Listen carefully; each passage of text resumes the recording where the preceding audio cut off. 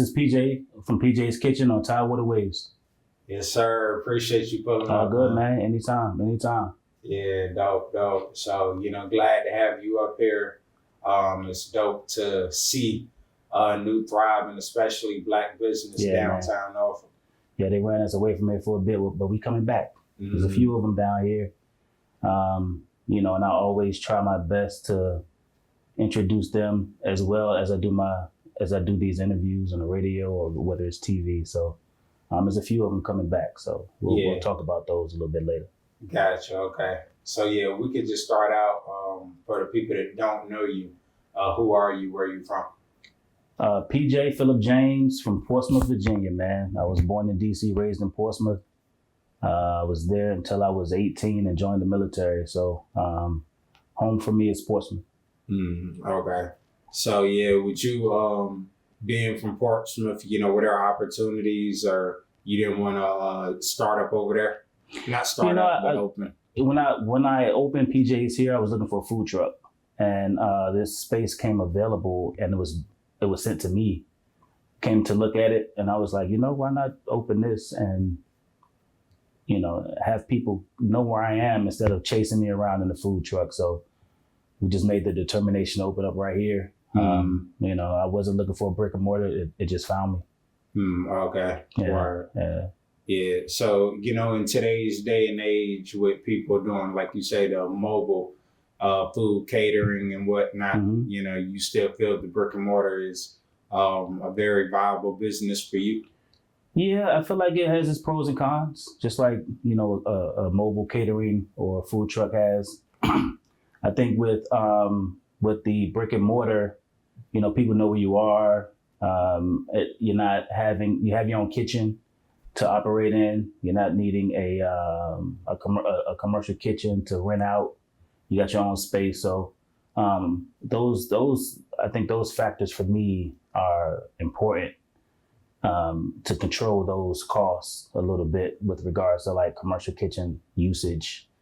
Because it's mandatory for you to have one if you are in a food truck. So, I think for me, it's for my first situation. I think it's better for me to have the brick and mortar than as opposed to have the food truck for sure. Gotcha. So, let's go back to the beginning. Like, what was that first, taste? No pun intended. Of the culinary arts, like wanting to get into it? I think my grandma, man. I was raised with my grandmother, and they ran a bootlegger house. People who know me know this, and I lived with them. They, sold alcohol and made food for people, and I think when I got older, subconsciously, I just wanted to legitimize that, and I think that's where PJ's comes from. Okay. So was there a special type of meal or something that you could go back to? It's like, I want to sell this because y'all have a variety of like menu items. Yeah, I think I think what I took inspiration from was just the block. What was missing from the block at the time. If you look at our menu, the stuff that we have wasn't found on our side of Granby Street. So I looked at everyone's menu and devised our menu from that. That's why it's so like eclectic. We had, they ask me, they come in and ask, what type of food do you serve? I said, good food. Like, we don't have a certain type of food. We have seafood, we have po' boys, we have tacos, we have pasta on it. Like, it's a very eclectic menu, which also has its pros and cons. People want a theme, a type of food sometimes when they dine. And we can't offer that because we're all over the place, But the one thing that I can assure you is that the food is delicious, So whether you want a taco or a po' boy or a oxtail sandwich or some fried fish or shrimp, like, you can come to PJ's and get all of that, So. Word, though. Yeah. So I do want to bring up the fact that you said, good food, it's delicious. Yep.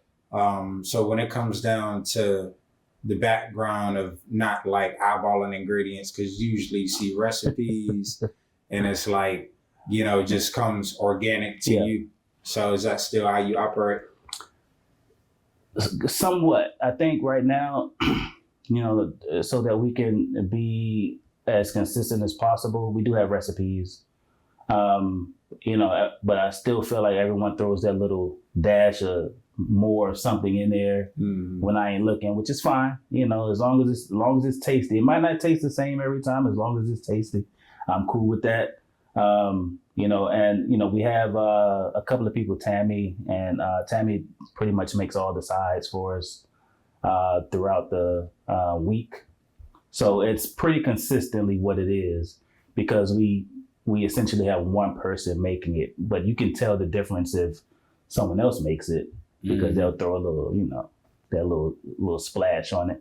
But we don't. I think for the most part, the stuff that we cook, like we frying fish and shrimp, like that's a simple process. With the oxtail sandwich, that's all pretty much prepped beforehand. Like we cook that oxtail overnight. And we season it and we put it back in the oven for an hour, and then we portion it, and then we got it on the oxtail sandwiches, the tacos on top of the rasta pasta. We're probably going to start doing the oxtail and grits too here shortly, but I haven't come up with the gravy yet for it. So we're trying to put it on everything we can, because people love the oxtail. It's a little pricey, but like it's a labor of love, man. It takes a while to prep all of that. So the labor in it makes it a little more pricey than, the other things we have on the menu. Yeah, and also like the marinade, like you say, if you're doing there's it a the lot right that goes way. into it. And that's kind of a dish that it's like you gotta let the seasonings, kind of let the meat kind of separate from the bone too. It takes us maybe like 4 days to prep all the oxtail before we cook it. So it's not just opening the box, cooking it, so it takes a while to prep it. And the price has to be what the price is. I'm not making huge margins on the oxtail. People, we got a couple of bad reviews about the price of the oxtail, which is understandable, but it is what it is at this point, because if I lower it anymore, I ain't making no money on it, and we can't have that. Can't have that. So yeah. And another thing I wanted to mention is what you said about your chefs, adding a little dash of this. Yeah. You got to know your customers too. Yeah, for sure. So, how important is that in kind of memorizing who comes and frequents the spot? We have a lot of repeat customers, man. And I think for me, remembering instances, if I forget a name and I remember a instance that we had together, a moment that we had together, they appreciate that as well. Because there's a lot of people, man, that come through and I can't remember everybody's name, right? But most of the time I remember their face and I remember the instance. And Tammy always, you remember? Oh, no, I got to see a face. I got to see a face. I don't remember that person. I need to see the face. And once I see the face, it's, they're back in my memory, and an instance comes up and we can discuss that. And what's your name? Oh, yeah, I remember that. Yeah. That type of situation. Yeah. Right. So, also with that, how many people do you get? Because, all restaurants love reviews and, just disbursement words, advertising through words. So word of mouth advertising. Yeah. So how many people do you get to come in like, hey, I came in from this person or saw this on Instagram? I think that's most of our clientele. Someone knows somebody. Like I was in, what was I last night at Harris Teeter? And a girl was in there and she mentioned PJ's and informed me that, and I asked, how did you hear about us? She said, one of my friends, she's moved here. One of my friends told me, and I came there, and she was like, I had the rasta pasta, I had the oxtail sandwich, I even had a piece of fish, and she just moved here. So it's like people are talking about it. We're a small space, so people are reluctant to come sit down and eat, but we don't mind that at all. You come in and sit down, even though we're a 16-seat establishment. So, but yeah, word of mouth is important. I think for our reviews, though, you guys need reviews. I'm gonna talk to you guys need reviews. Like some of these reviews be crazy, man. Like they be absolutely crazy. I will pull some up and read them to you. I got a review because we were closed. Good way or bad way? Bad way. Oh, well, most of our reviews are good. Like we have very few bad reviews, but when they're bad, and it's like it didn't have to be. You didn't have to do this, you know, because most of the things that happen in PJ's we can fix. Like we're a very small. If you talk to us, we're willing to fix any mistake that we make. Right. I had a bad review because we were closed. I got 2 bad reviews because we were closed. Somebody was upset we were closed on holidays. Both of them holidays. They were upset we were closed on holidays. It was like she said 3 weeks prior, we said we were going to be open, but people wanted off. And I was like, okay, I don't have staff now, so I had to close. It was 4th of July weekend. She was upset. She's like, I ain't never going there again. I was like, yeah. I said, okay. You didn't even taste the food. It's crazy. Yeah, it's kind of like a backwards good review. Yeah, like you wanted to. Yep. Another guy was like, I wanted that shrimp and grits so bad. The other guy that left it on the day we were closed and gave us a 1 star. I was like, yo, y'all are wilding out here, that's man. Crazy. Yeah, but the reviews are, I speak about that on my Instagram page too, about how the reviews, they're important to me. Like I read every review. I respond. I haven't been responding lately, but I used to respond to everyone, but it became so much that I had to stop. But I'm going to try to pick that back up because it's important to give people the feedback and some understanding, especially if it's a bad review, some understanding as to why things are why they are. But it's important that also the person leaving the review have some understanding. Like sometimes you go into McDonald's and they don't get your food right? That happens, but you're not going to McDonald's Google page and leaving a 1-star review because they forgot your straw or they didn't put onions on your burger. Like those things are detrimental to small businesses. Yeah. Like, that wouldn't hurt McDonald's. And it's like they know it'll hurt a small business, so they go and do that. And it's unfortunate, man, because we're willing to pretty much fix anything. I give away a lot of food, bro. Like just for small things, you know. And the staff, they don't really like me doing that because when I'm not there, people still expect it. But I feel like these are the people that make us. Like the customers make it. Without them, we wouldn't even. What's the point without them? So it's like, I wanna appease people as much as I can when they come to PJ's.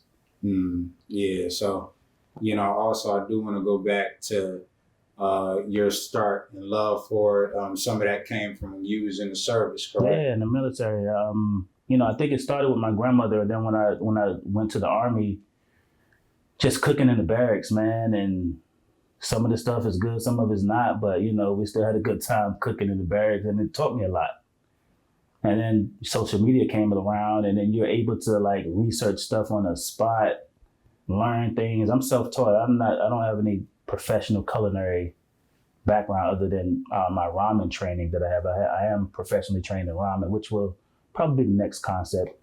But other than that, I don't have any culinary school background or anything like that. I'm self-taught. I Google how to do this, how to do that, and it's been very, very helpful. And I have mentors as well that have helped me out as well with things. The culinary director from TCC, Johnny, is somebody who's helped me out a lot when we were doing the 10 spot dining socials.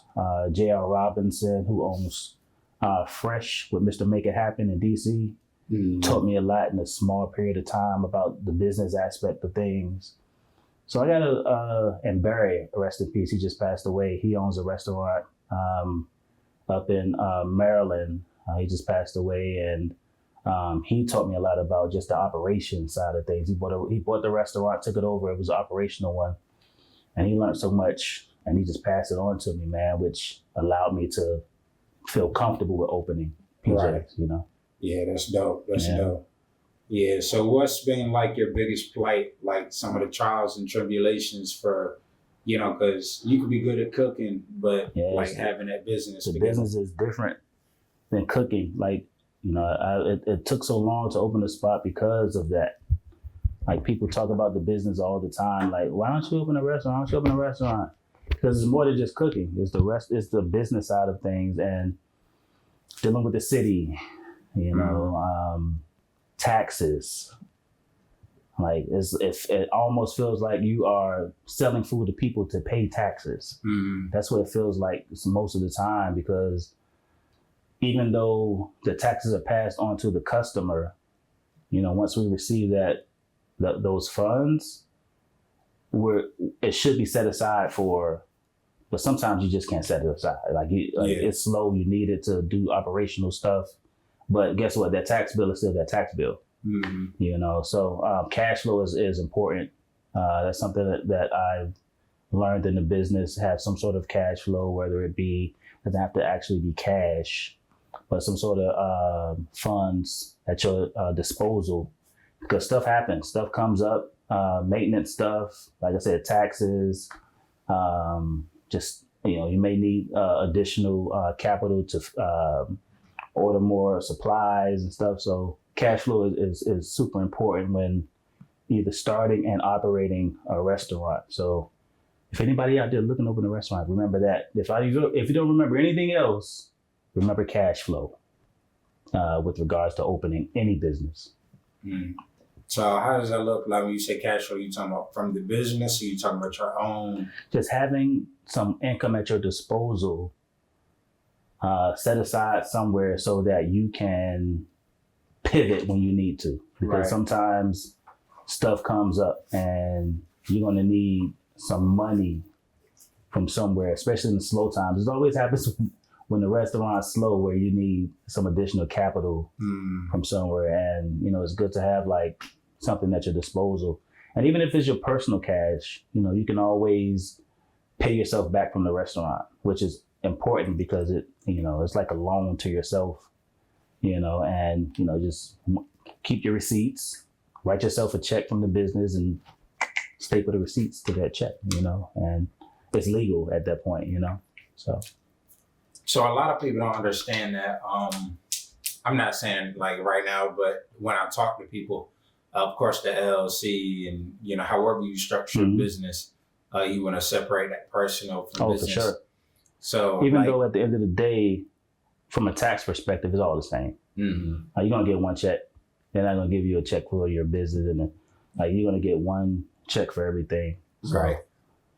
Yeah. So I like what you said about keeping your receipts. So, how important is that for like beyond like the future of your business? So being able to show those records and possibly get funding and stuff. Yeah. If you get funding, auditing, I think that's the most important one, auditing, because depending upon where you at in your business growth, you may not be looking for additional funding to grow yet. You just want to, stay the course, try to lower your tax bill, show that you're not making any money.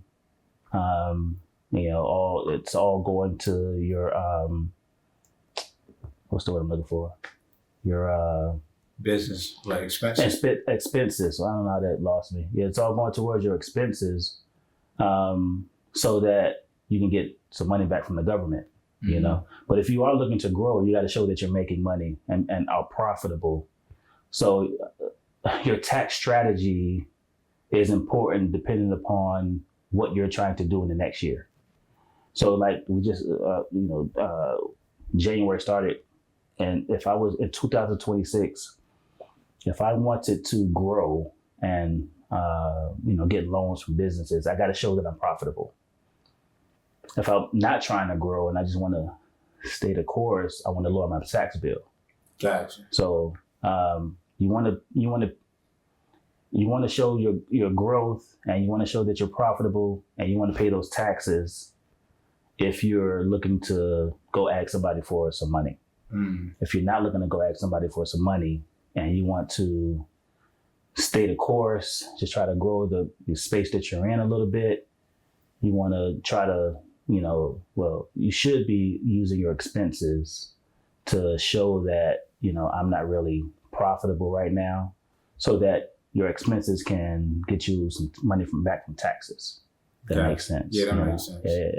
Yeah. So speaking of staying the course, well, for one, thank you for your service. Thank you. No problem. No problem.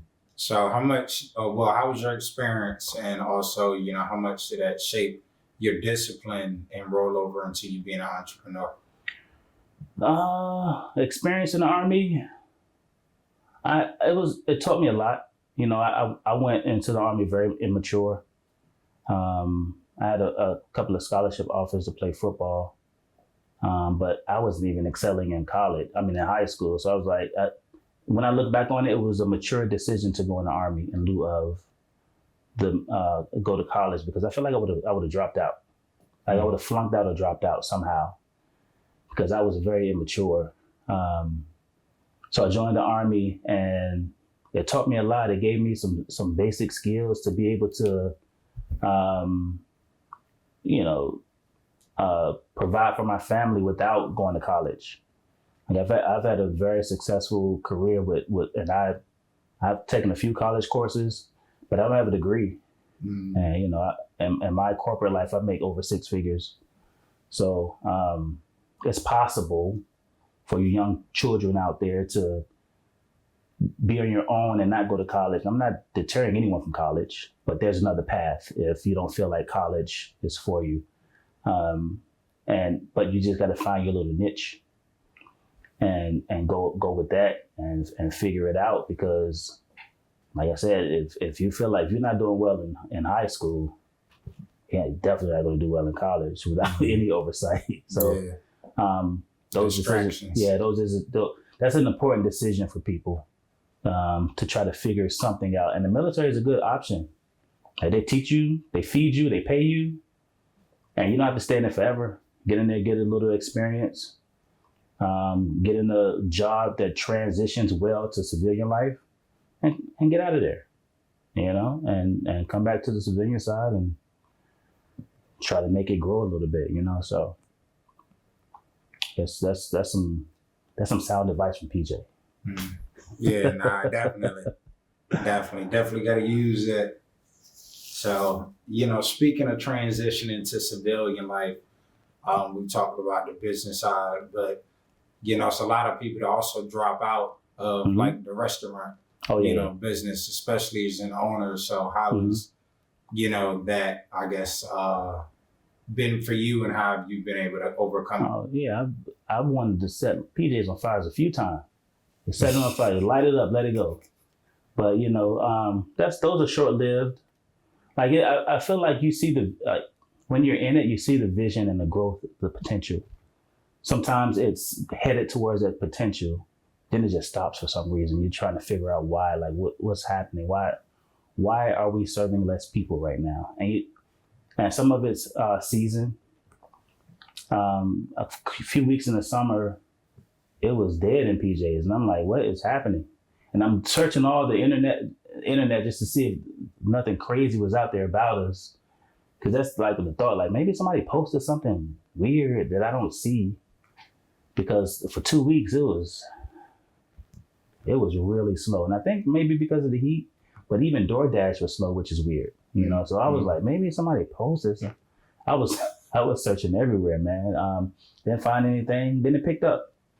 So you're gonna have those lows, and I think we talked about when I first came in, just trying to stay even keeled through it. Sometimes it's not easy to do that, but even if you do stay even keeled, you got to try to figure out and evaluate like what's going on.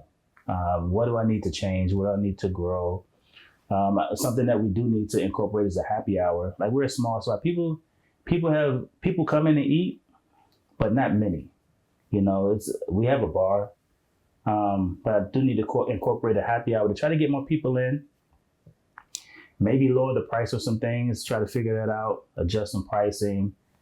But I feel like we're right in a nice little sweet spot, man, with pricing, because like I said, I'm not making tons of money on any dish in there. I think our most profitable dish is the shrimp and grits, because it's grits, but like it's a really good dish too, So, but like everything else is, we're using really good quality product, man. So, and somebody got to pay for it. I'm paying for it, so I got to pass that cost on, or we won't be open, So, Yeah, so we use it not like we're not skimping on much of anything, man. PJ's is we use a lot of quality products from the oxtail to the fish. Like if you walking out of space, you don't smell like it don't smell fishy, and we serve a lot of fish. It's because we use quality product, man, and we know how to. We've been very good at not being wasteful with it. So nothing really goes bad in PJs, and if it's happened a few times, but nothing really goes bad because we have like a system to where we're prepping just the right amount, So we're pretty on top of that. Okay, yeah, it's a part of that creating a memorable dining experience, Yeah, man, which is important to the brand. Mm-hmm. So, also I do want to go ahead and jump into the food. You mentioned the shrimp and grits. Mm-hmm. So like, what's your favorite, dish right now? Right now, I think I'm still on the oyster po' boy, man. It's very simple, but it's packed with flavor, man. People, it had been a year. I hadn't tried it. I put it on the menu, but I hadn't tried it in like a year. Until a year that we were open, I tried it finally. And I think I talked about it in one of my Instagram posts where people were coming in and just kept talking about it. I'm like, it's just oysters and spring mix and tomatoes and our chest beaks. I'm like, it can't be that. Fix me one. Let me see what's going on. Mm-hmm. But like, it all works so well together. Like, it is delicious. Like, if you like fried oysters, you would love that po' boy, man. It's very flavorful.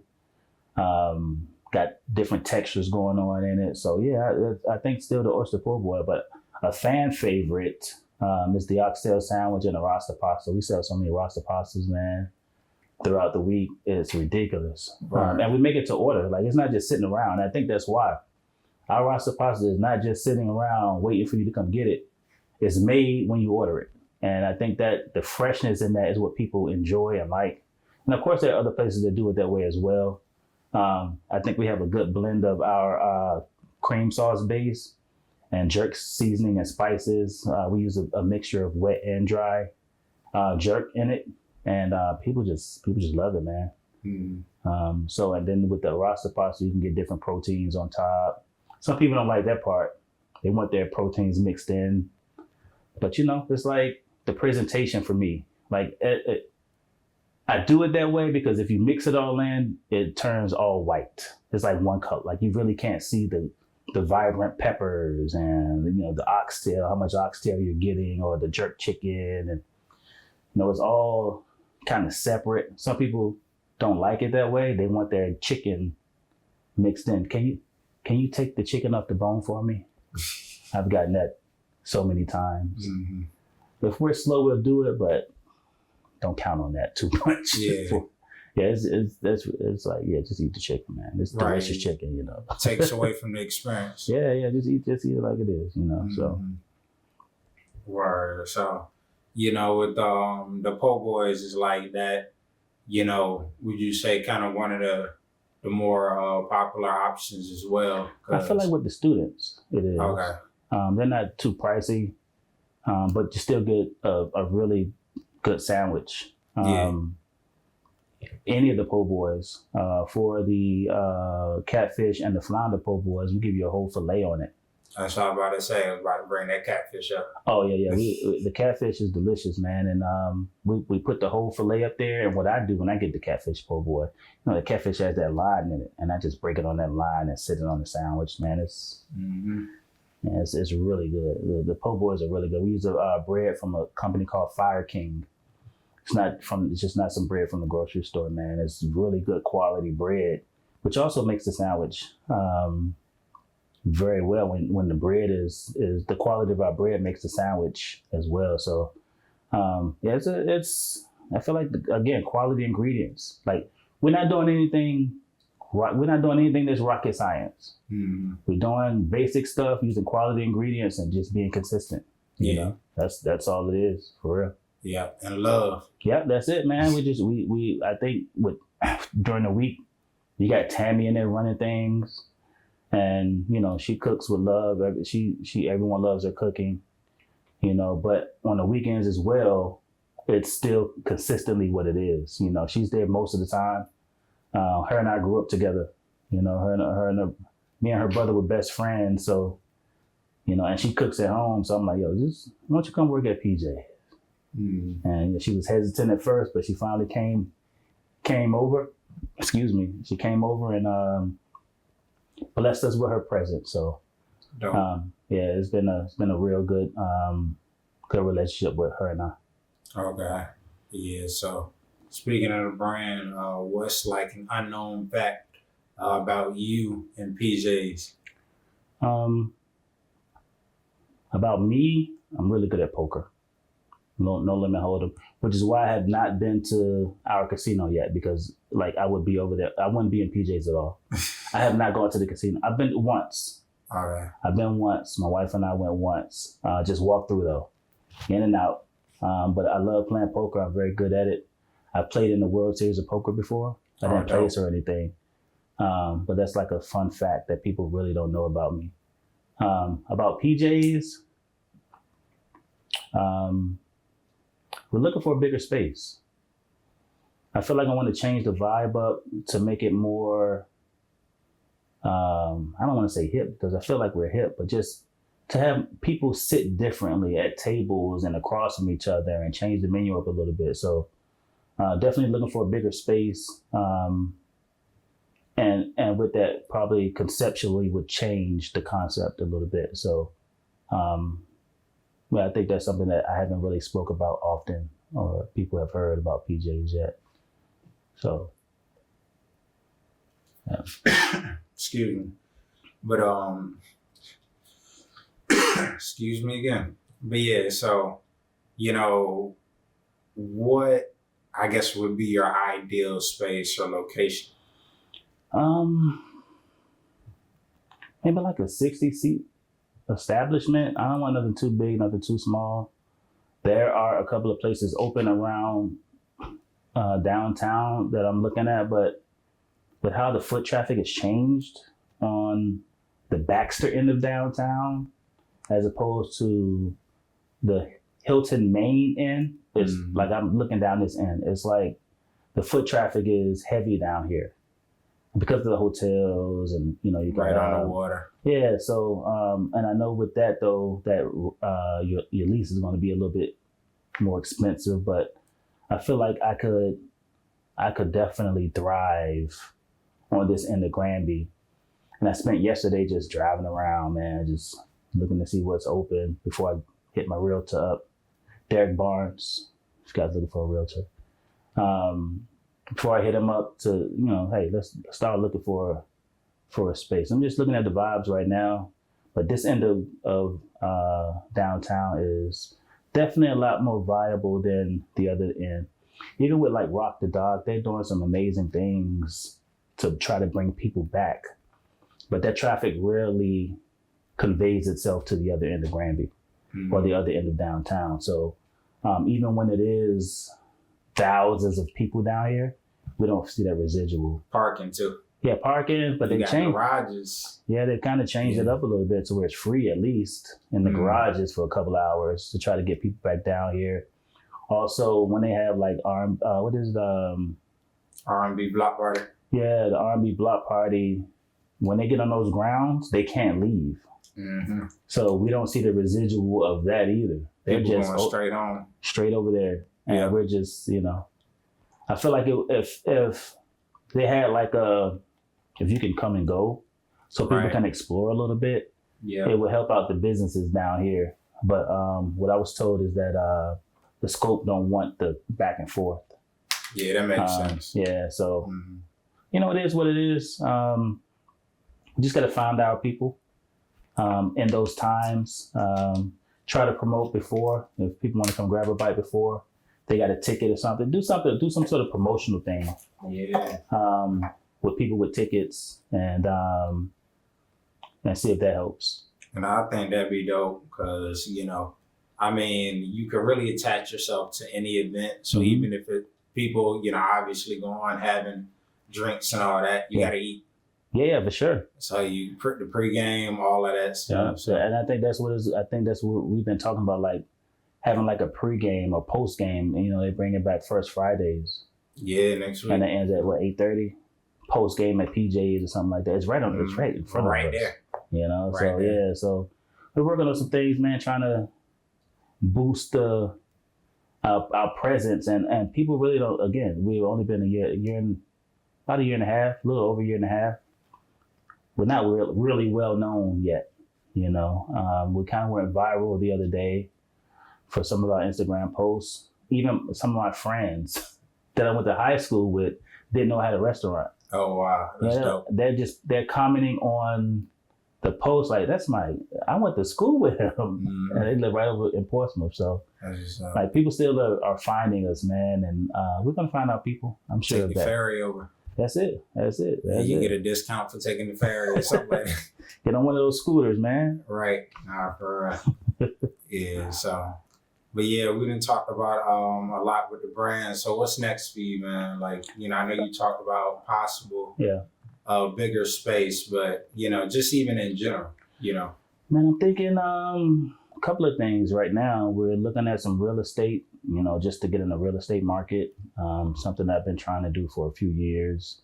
And with regards to like the culinary field, we're looking for a space to do the ramen. And I want to do it like a ramen and steakhouse type situation, to where those are two of my favorite foods, and I want to just create a space that pairs them together somehow, seamlessly, to where you can come get a really fancy bowl of ramen and some traditional ramens, as well as a few cuts of steak, and some other things. So that's what I'm looking to do next. But you know, we'll see. You know, I'm being patient. There's no rush. Like I think I said that about PJ's 5 years before we open. So there's some planning and making sure you're in the right situation, you know, before you move forward. So you just don't want to jump into things like that. So because there's a lot of money that goes into the development of a brand and a space, physical space. And you know, creating all the LLCs. It's a lot of money to just jump in. So there's some planning that goes into it. So we'll see what happens. Mm-hmm. Yeah, and I like how you said that. You know, just the build out, because you jump in, you can end up jumping right back out. Happened to Avenue Kitchen and Cocktails. You know, I don't know if you've heard of them. Mm-hmm. Yeah, they're already closed. They opened after me, and I went over there the other day to say hi, and I'm like, what? They're closed. I'm like, okay, dang. So yeah, if things don't things move quick in the restaurant. You know, margins are tight. The industry's tough. People are very nostalgic about their food. So if it doesn't taste like, if you create a dish that they're, let's just say collard greens, and collard greens are a simple dish. But people are very nostalgic about their collard greens. It's don't taste like my grandma. Exactly. Yeah. So it could be delicious. Yeah. But if it doesn't taste exactly how they are used to it tasting, they got an issue. Yeah. They don't understand, like, enjoy it for what it is.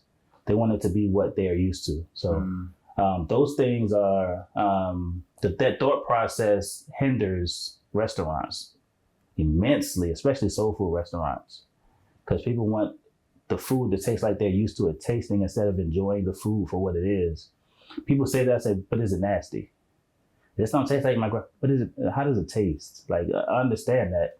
I never cooked with your grandma, so I don't know. I can't recreate her dish. This is my version of that, you know. Which is one reason I don't have collard greens on the menu.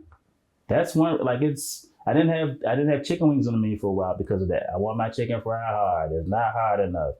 They want it hard, but then they want to put sauce on it, and then it's not hard anymore. Oh, it's soggy. You got buffalo sauce on your chicken wings. Yeah, it's going